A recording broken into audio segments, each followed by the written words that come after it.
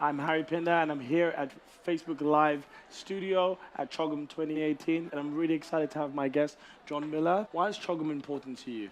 Well, I mean, Open for Business is a coalition of big global companies taking a stand on LGBT inclusion around the world. Yeah. And of course, I don't know if you realise, out of the 53 countries that are member states of the Commonwealth, what is it, 36 of them criminalise same-sex activity. Yeah. From a business point of view, Yes.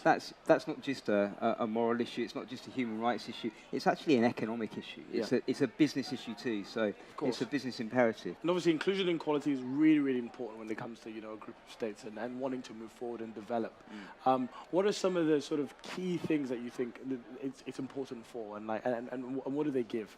I mean, being here, talking to business leaders from lots of different Commonwealth countries, it's kind of a reminder that in the business community there is a common mindset, no matter where you come from. Yeah. Like business people, they want to be operating in environments where talent can thrive. Yeah. Where ideas can flow freely.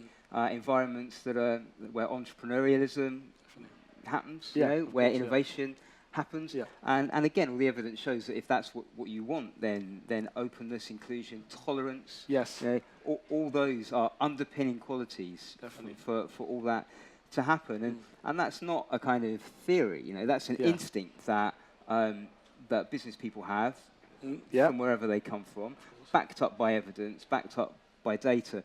So the reason for us that it's interesting to be here, therefore, is those business people who feel that instinctively, who know that from their own experience, how can we get them really to become advocates for inclusion, to start having those conversations with their own governments? Yeah. And so, you're about to, in about literally 20 minutes, about to go up and have a conversation on what works with business on progress. What are some of the main things that you want people to take away from that space? I think a couple of things. I think first and foremost, knowing that there is an economic case that's backed up by data. This is hard evidence, and it's global and it's local. Yeah. And to be aware that exists. Yeah. Because that's an empowering fact to have these conversations, and also to know that actually there is a peer group of businesses that are also on this storyline, that are working, on global platforms such as this, but also in detail on the ground, in countries which may have discriminating legislation. There are plenty of business people on the case with this, and so part of what we're trying to achieve is how do we foster a network? Like a movement, really, of businesses promoting inclusion. Yeah. And so we have the Thursday meeting where the world leaders are going to come together, and they're going to be, behind closed doors, no media, no advisors, and, they're going to be having conversations. What would you like sort of some of the conversations to be about, and also sort of the outcome? Well, if you want to be a progressive modern economy, you have to be open for business. Yes.